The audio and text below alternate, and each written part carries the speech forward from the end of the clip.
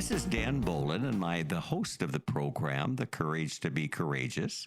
I want my audience to know that did a podcast with a gentleman named David Cotton, who is a retired brigadier general from the Air Force. You're going to learn a lot about my history and my story. I think you'll find it inspiring. I think you'll find it very vulnerable, and I think you'll find it very interesting. Next week, I'm going to interview David Cotton as on my podcast here in Arizona. So look forward to that as well. Hope you'll enjoy your day, and please enjoy my story. Dan, welcome. So happy you're joining me today. Since you're coming out, you've been very open about leaning in and not running away from yourself. And I assume in your book, The Courage to Be Courageous, and your podcast of the same name, you talk about the discussion of leaning in and being courageous. So that'll probably be a lot we talk about today. So let's just jump right in. Okay. In your book, you talked about the many secrets that govern your life. How did those manifest in your daily life, those secrets that you kept contained? Well, I think for me that I became an overachiever. Anything I did, I had to overachieve to keep the secret quiet. And I had several secrets. The biggest secret was a secret from myself that I was a gay man, and a secret from my family that I was a gay man. But we had other secrets in our family as well. When I became one of Jehovah's Witnesses, and my mother studied with us before I became one, we kept a secret from my dad. And there was other secrets in our life. And I think but the biggest one is a secret I kept from myself. And that's how I dealt with my secret, became an overachiever, overworker. And everything I did, I had to become number one. And the reason for that, David, is because I had no self-esteem. I had to depend on others to give me esteem, because I did not like who I was. In fact, in a sense, I hated who I was. The shame core was so deep in me that's how I buried the shame core, is overachieve, get all these pats on the back, and be able to continue on as if nothing was the same or nothing was bothering me, when in reality, it was eating at my core of who I was. Because you look back at your career, no self-esteem would be the last thing that I would guess would be the case. Yes, that is true. But however, when it came to the business world, I had esteem. And again, it was because I was an overachiever, had to be number one. We become number one in the United States as an executive search firm in our discipline. And so you can use business to hide out. Now, I want to also qualify what that means. I loved what I did. I love people. I'm a people person. I was an executive recruiter and owned my own search firm. I loved what I did. But I went to a different level with that love what I did. I became a workaholic. And at my worst, or my top, I was doing 90 hours a week. Not only running my own search firm, but flying all over different parts of the United States and the world doing seminars for other individuals. So I loved what I did. It was my passion. I had self-esteem in the sense from the business standpoint. But again, I was still bearing who I was. And then I also addicted on religion and became, as Jehovah's Witnesses at the time, we had 5 meetings a week. And so in addition to my 90 hours, I'm working more hours in the congregation and, of course, doing the preaching work on the weekends. So, again, it was a form of addiction for me. And one of the things that I've come to realize about my life, and I think others who are coming out gay in life, late in life, is usually if you're not dealing with who you are, you usually addict on something. You'll usually addict, whether it's drugs, alcohol. Mine was workaholism and religious addiction. I know reading your book, I was reflecting on myself. I tell people that I had a mass that was 3 feet thick. I didn't know why.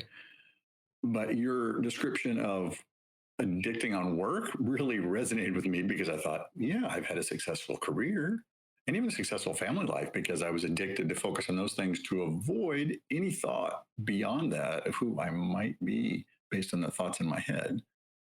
So was that biggest secret you kept out of all the secrets from the family and yourself, your sexuality?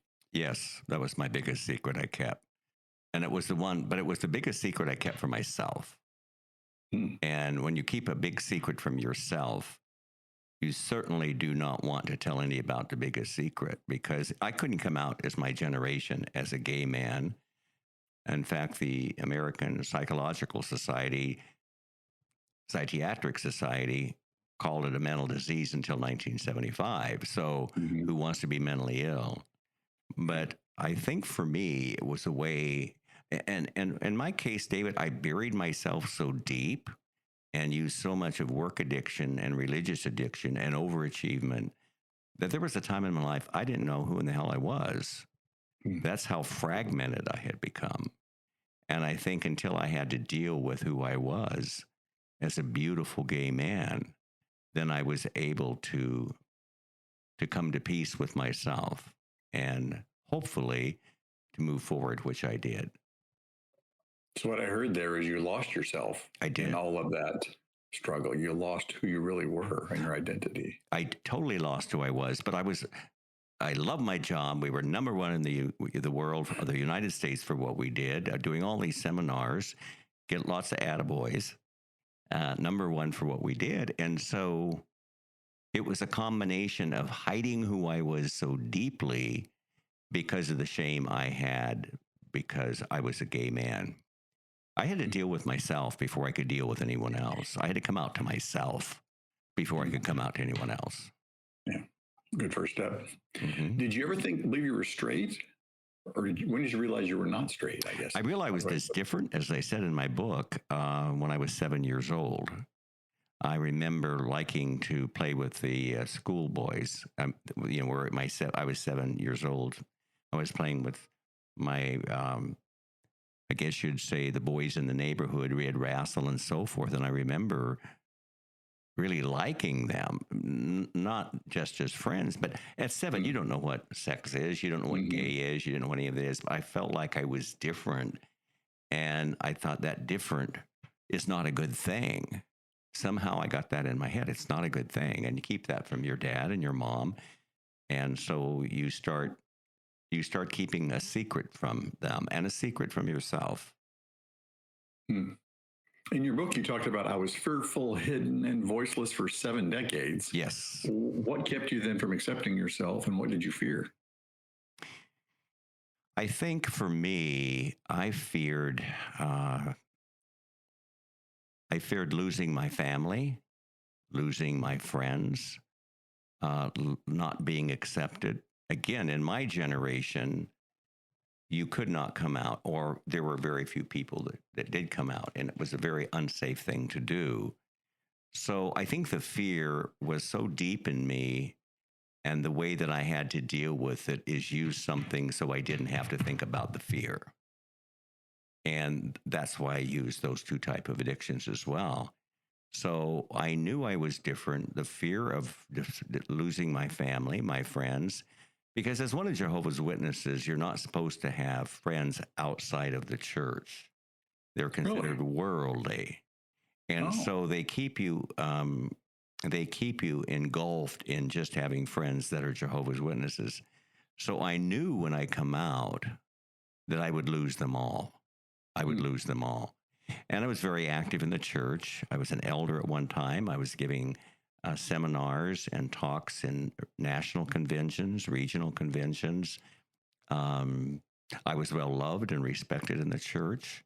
But it became, I almost call it the Stockholm syndrome, where your captures got you and you begin to like your captures. And I think, David, for me, it was because I had no family. I got contacted, as you'll see in the book, when I was in college. And the reason I did is because I didn't have a functional family, and they became a functional family to me. And I think because of that, I got buried in a religion that is extremely restrictive, uh, very restrictive, and therefore, and I'm used to following rules, so I'm a good rule follower. people And, pleaser. oh yeah, big people pleaser, rule follower.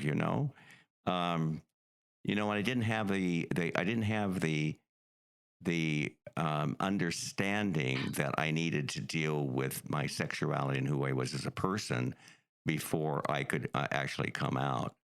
And it's 70 years old. I didn't come out until I was 70.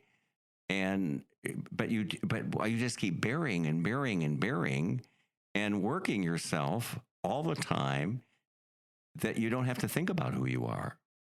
And anytime I'd have these feelings of, because I've always worked out, always gone to the health club, and I'd be given these wonderful talks in the congregation or at a convention. I'd come back and I'd see these guys in the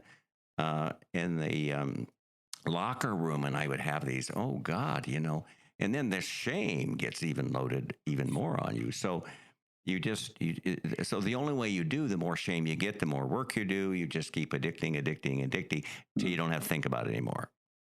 I did that for 7 generations. Wow. Let's jump back in time a bit, though. You did get married. Twice you're married. I did get married. The first one, you had a daughter. You got married at age 21. I got married at 21. Did your sexuality come out during that relationship at all? Absolutely not. Absolutely not. Because when you're one of Jehovah's Witnesses, you can't have sex until you're married. So a 21-year-old with a little hormones raging, I wanted to have sex. So I had to get married. And that marriage lasted 26 years through a lot of addictions. My wife was addicted to alcohol, prescription drug use, bipolar, and borderline. And so, because when you're married as one of Jehovah's Witnesses, you don't divorce. So you just stick it out, except the only scriptural grounds you have is if someone commits adultery, then you're free to remarry. After 26 years, and because it had gotten so, the relationship had festered so much that I just said, I can't do this anymore. And then I ended up in a divorce. And I wasn't allowed to marry again because I didn't have what they call a scriptural divorce. So I had to stay single 18 years. And even as one of Jehovah's Witnesses, you're not supposed to masturbate. So why didn't you come out during those 18 years once you're no longer married? Because I'm still one of Jehovah's Witnesses. And I was at the height of my career in working, addicting. And again, it's a combination of addicting in my career and loving what I did. My dad was a workaholic, so I have that pattern in my life. But coming out during that period of time, I was involved in the church. The business was booming. I was working all the time. And to be honest, at that time, David, I think I was really denying that I really was a gay person. I just found myself attracted to men. And when I would do that, I just would work harder to kind of not have to deal with it. I know it's a long time to be able to do that. And so then I finally realized, and I'll let you ask the next question, but I can tell you when I finally came out and what was it that caused me to be able to do that. So you got married then to a second woman. I did. Assume you resolved things with the church to be able to do that. Well, we both got disfellowshipped. We got kicked out of the church. Which means you're like, don't exist to them then when you disfellowship? The shunning starts. And so I was disfellowshipped because I wasn't supposed to get married. For 9 years, we knew each other. And she had the freedom to remarry. I did not. So when we got married, it was a shock to everybody. We both got kicked out of the church. They call it disfellowshipped. And then we have to do, I call it the walk of shame, to come back. And it was almost 1.5 years before we could. And what that means, you go to the meetings, nobody can talk to you, family can't have anything to do with you. It's a shunning thing. And after that, I thought, I said, Sandy, I don't know if I want to come back or not. She said, well, I want to come back. And so we did. And we became very active again in the congregation. And she was well known in the Jehovah's Witnesses as a full-time pioneer minister, which means she donates a lot of time to the ministry. And so we came back and we got back in good standing, well loved with the congregation. And I continued on my merry way, still addicting to religion. and workaholism. And work. Yes. Well, you talked about living this 40-60 life where you said 40% of me is heterosexual with my beautiful wife, and I'll dabble in 60% by just looking at naked men in the shower at the gym. No harm in that. Well, how did that work out for you? Well, it's interesting because I had a psychologist that told me that, that sexuality is on a spectrum, you know, and a spectrum because I had been with two women. I was able to father a child. So Did you think you were bisexual at the time then? I did in my mind thinking I must be bisexual because, and I think part of it is because I had a child. The second thing is because it's easier to say bisexual than it is to say gay for me in my head. And so what I ended up doing is, and that psychologist says, well, it's a spectrum for you. And I said, well, I can live really good in the 40% because I did love my wife, my second wife. And the 60%, will be manageable. It'll be manageable. And it's interesting, before Sandy and I got married, I called him and said, I didn't come out to him when I first went to him. And by the way, the psychologist was a gay man, married to his partner for several years. Wonderful, wonderful person. And I went to him before and I said, I have not told her that I'm bisexual. I don't know if I should. And he said, well, if you feel you can live really good in that 40%, you don't necessarily have to tell her anything. And so I didn't. I'm not sure that was the best advice, but that's advice I got at the time. And for me to even deal with the fact as I was attracted to men, I was still at the time, David, still fighting myself. So to tell something to someone else, when I wasn't accepting it myself completely, I chose not to do. So how did it finally come about and tell her that you're gay? When did that transpire? Excellent point. And keep in mind, I was a work addict. So I sold my company. I had been very successful in our industry. So when I turned 70 years old, I sold my company. Well, I didn't have that to addict to anymore. My biggest addiction was gone. And then all of a sudden, then I was still very active in the church. But I started to deal with giving my time to think about who I was. And I did a lot of reading on Jehovah's Witnesses magazines about gayness and so forth, and trying to convince myself that I really wasn't who I was. And so I finally began to realize, and a lot of that was through therapy, and to realize that I'm not a broken man. I'm a man with a huge amount of shame. I've got to be able to deal with the shame of who I am. And for me, David, once I was able to deal with the shame of who Dan Bolin was, I was able to pass on my authenticity. It was not an easy trip because at the time when I came out to my wife, I had a brief affair. I had an affair with a man, went home and told her immediately. That resulted in a judicial committee, and I was disfellowshipped from the church. That was the lowest point of my life. It ended in an attempted suicide on my part because the shame was so deep. And so I had to build up from there.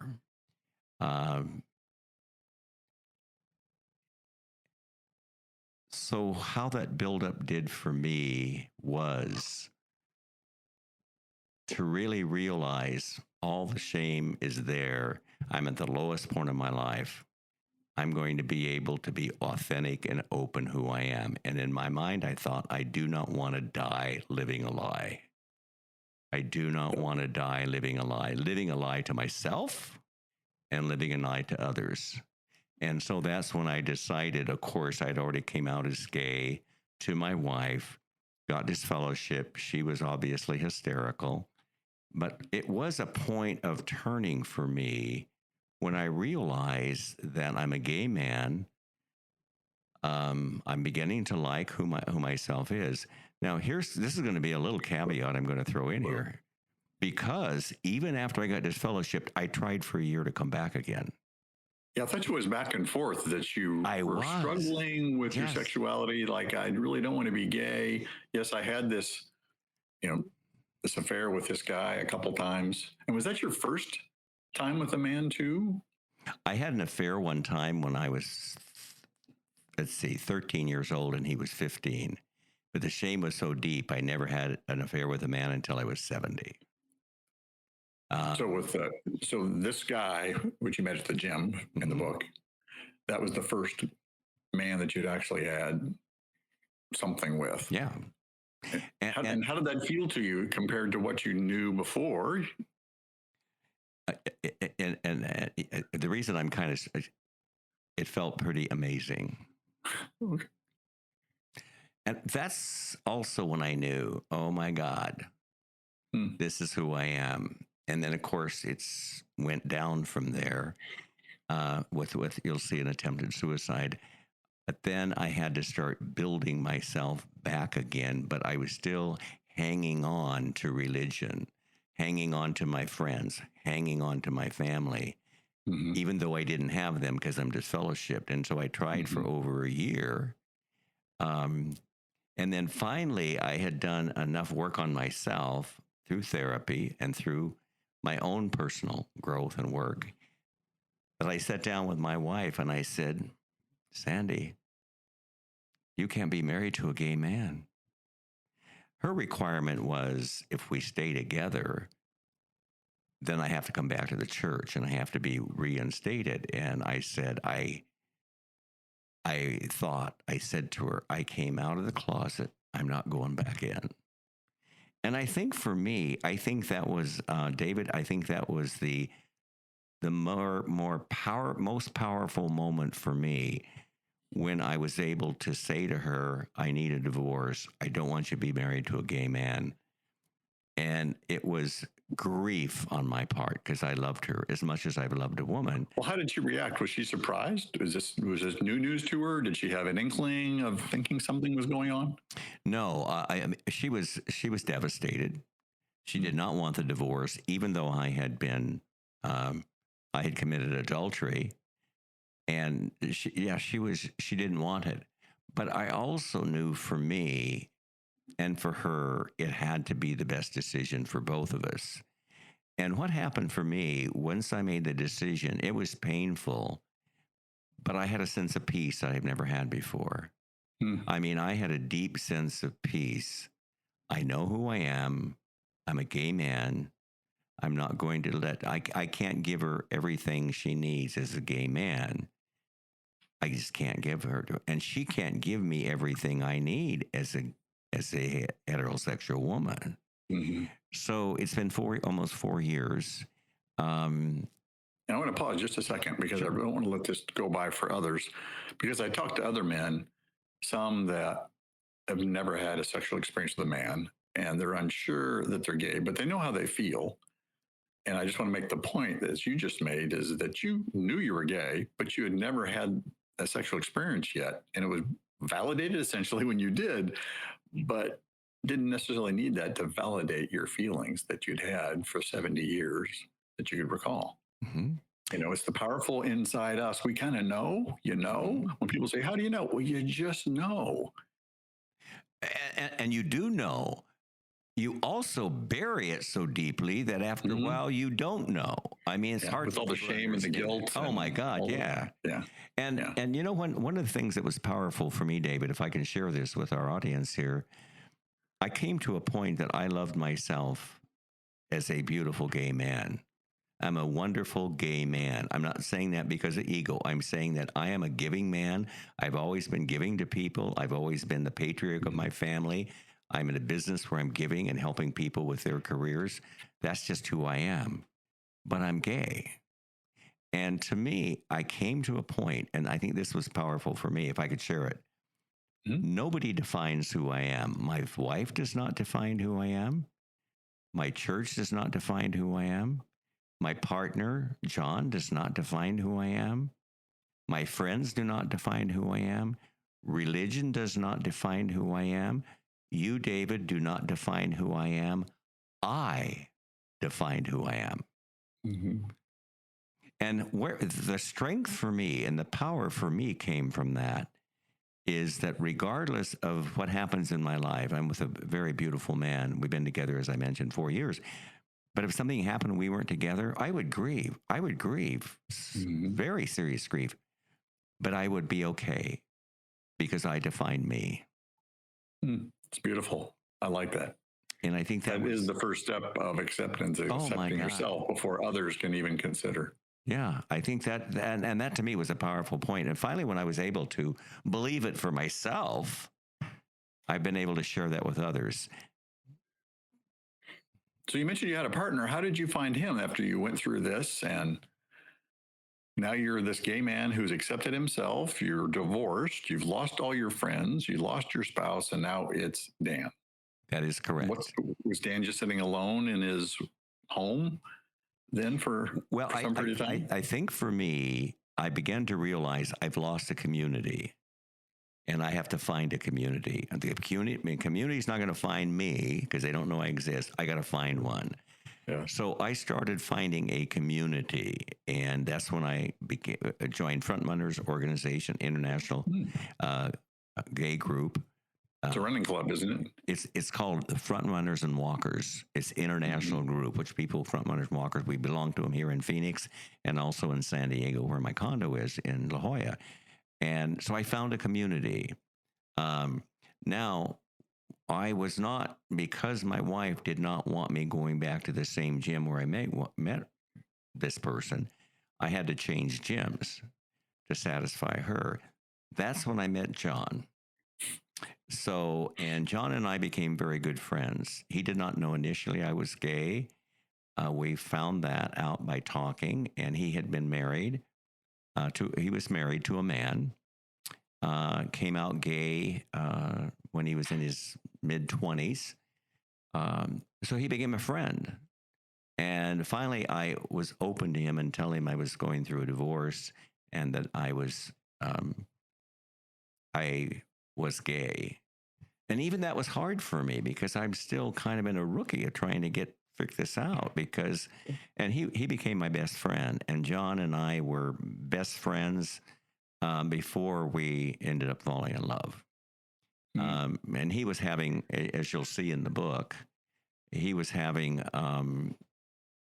he had been together with his partner for 18 years, but there was no intimacy for 10 years. And so they became like roommates. But I didn't want to interfere in that. But it was a process over a period of time where I was falling in love with someone I couldn't have, and I did not want to ruin anyone's marriage. So I kept that we kept it on, friendship terms, but the connection was there. And then he had to come to a point where he had to make his own decision on his own life. And we both ended up getting divorced. Of course, I got a divorce before he did. And then we became friends. And he's my life partner. He enhances my life. He just doesn't define it. What about the larger community besides him? Have you found a larger community since you lost your church family and your own family, I'd assume as well? If they're all members of the church, you lost everybody? I lost everybody except my daughter. My daughter, who is not active as Jehovah's Witness, totally accepts her dad is gay. And two of my 3 grandchildren accept their dad is gay. My other granddaughter does not, because she's part of the church and will not have anything to do with me. And the only thing I can give her is forgiveness, and give my family and friends that I lost forgiveness. But what ended up happening, that we become part of Frontrunners. We have an organized group every Friday that meets downtown Phoenix. That's probably 20 or 30 people. 3 or 4 of them I've interviewed on my podcast. my community has just gotten bigger and bigger and bigger. I have many heterosexual friends. I think I'm addicted to pickleball, which I play 3 times a week. I have many good friends there. Some gay, most of them not. In fact, the majority are not. And many of them have read my book and my story. And so there is a network of friends out there. And it's just a matter of, I don't sit back and wait for them to come. I try to take the initiative and bring people into my world. So we have some incredible, credible gay friends. And I'm so proud that we've taken the action to be able to do that. Because there is a community out there for all of us. We all need community, whether we're heterosexual, gay, lesbian, trans. We need a community. You can't live alone. And also, I was a part of Gamma organization. In fact, I just did a webinar with them, which are gay men that are married to women. And I meet with them once a week virtually. Gamma is a wonderful organization. I have so many good friends at the Phoenix Theater, at the Diversionary Theater. I probably have more friends than I had within the church in the sense of close friends. Not necessarily friends of blood being my family, but friends of choice. It's my friends of choice. I want to jump back in time. There's one thing that's just in my head. I can't put the dots together. After 70 years, you had the fling with the guy in the gym and then went and told your wife at the time, this is what I've done, which ended your marriage. What was the motivating factor you think that really brought you to that point where you crossed that line? Wow. I had been getting therapy. She had been getting therapy. I had come out and told her before I had the affair that I had same-sex interest.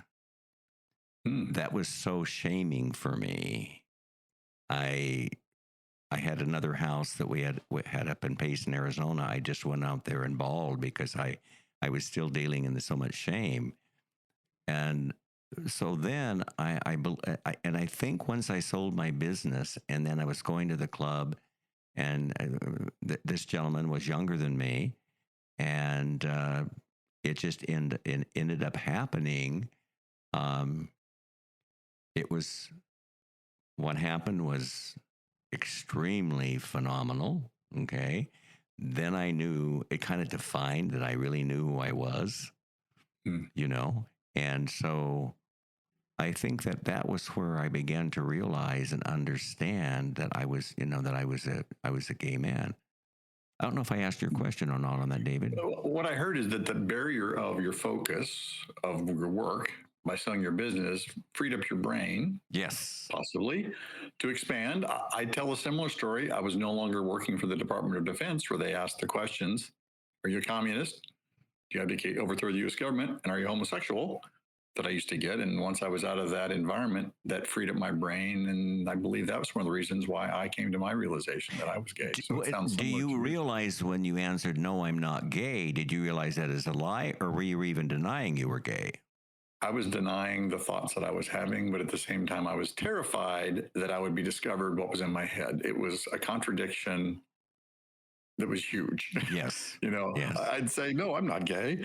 As long as people can do what they want to do, just don't, approach me. And David, I totally get that because I think in my mind, I denied it so deeply and for so long, so deeply. I think I could have passed a lie detector test and said I was not gay. That's how deeply I buried it.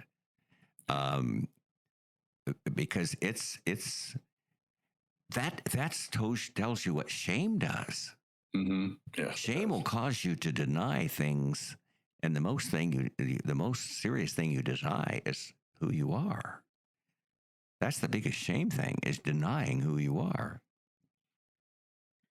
You'd said that you're excited by the specter of telling truth because vulnerability can also bring peace. Yes. So what are you doing now that gives you that sense of peace on a daily basis? That's a great question. I think I get up in the mirror every morning and look and say, I like what I see in the mirror. I accept what I see in the mirror. And that gives me a good start for the day. And that gives me moving forward. I do not deny to anyone who I am. I don't go around and telling everybody who I am as a gay man. But if somebody asks me, this is my partner, John. I have absolutely no fear in sharing that with anyone. How does that feel when you share? Oh it my with them? God! It's amazing. It's amazing, and that's where I get some incredible opportunities to explain to people who need to know. I don't share it with everybody, but I share it with people I would like to share it with, where it's a need to know, and I will let them know. I think I also, how I ended up writing this book, The Courage to Be Courageous, I wrote it because I lost my whole family. And my therapist said, have you ever thought about writing a book, a memoir? And I said, well, I'm not a writer. He said, well, I can put you in contact with a professional writer. I said, okay, I'll write it, because I was going through all of this therapy, but only so my family can see the real Danny. They call me Danny because they're not going to see the real Danny because they won't talk to me. So this is really a letter to them then? It actually is a letter to them and a letter to my ex-wife, who I still love dearly. And then through the process, it was a year and a half to write, a lot of tears, a lot of, it was so cathartic. But then all of a sudden, I decided, and someone, my therapist and also my co-writer said, you got to go public with this. And they said, you'll save lives. Well, I love people. I want to help save lives. And so I went public with it, and it came out in August of 2022. If your audience will check it out with Amazon, it gets 5-star ratings. What was a gift, David, that I got from that I didn't think I would get is half of the comments on my book are from heterosexual allies who have found courage to get through whatever fear they're going on in their life. Let me give you an example. One lady, I'll just use her first name, Debbie, contacted me and said, my God, I read your book to see what you went through and the courage that you did and how much denial you went through. I finally realized I've been miserable in my marriage for 20 years. I mean, miserable. I'm doing what everybody wants me. We're trying to be number one in the business. I'm doing this and this, but I am miserable with my partner and I'm unhappy. She's since now divorced and moved on, and has the best years of her life now, because she was denying who she really was. And so I think that's a gift that I didn't know I'd get with the heterosexual community. And like I said, over half of them are heterosexual people. We all have fear in our life. It's common. We all have courage. And my book and my podcast are about embracing the fear and using courage to go through it, not running from the fear. And I said earlier, when you run from the fear, usually you'll addict on something. And so that's the reason I started podcasts, because 10 months ago, someone says, you got this. I did some radio announcing in college. They said, you got this radio voice. Have you ever thought of doing a podcast? And of course, I've done a lot of public speaking. And I thought, I'm going to do that. So I established a website, paid for it all myself, hired a studio or Podpopuli where I do my podcast. I just finished my 43rd. I signed a contract for 52 more in 2024. And I was able then to realize I have a voice. I have a voice for our community. And finally, my voice comes out through my memoir and through my podcasts. I get more out of the podcast from my guests than I feel that I give them. Every time I do a podcast, I just get excited to hear the courage of people have, what they've had to overcome in their life, and how they've been able to move on as their authentic self. And so because of that now, and I'm scheduled to do 4 podcasts a month, that's where my time is being spent. I have to be a little careful because I'm a recovering workaholic. And the number one priority in my life is taking care of me. The second priority is taking care of my partner, John. And third is my podcast. But it's a voice because so many of our rights are being taken away. Mm-hmm. And one of the organizations I support is the SAGE organization. And they say, without a voice, we are silent. And when we're silent, nothing gets done. And I'm not silent anymore. I was silent for 70 years. I have a voice. And not everybody will necessarily agree with every part of my podcast. Not every people are in favor of it. I understand that, and I accept that. But they don't have to listen to it. Okay? So that's one of the things and the gifts that I've been able to give to our community is to have a voice for them. Well, thank you for doing that. Mm-hmm. So for those that are having the realization there's something about their sexuality they're not sure about, what is the key piece of advice that you give to them? Be honest with yourself. Be honest and define who you are.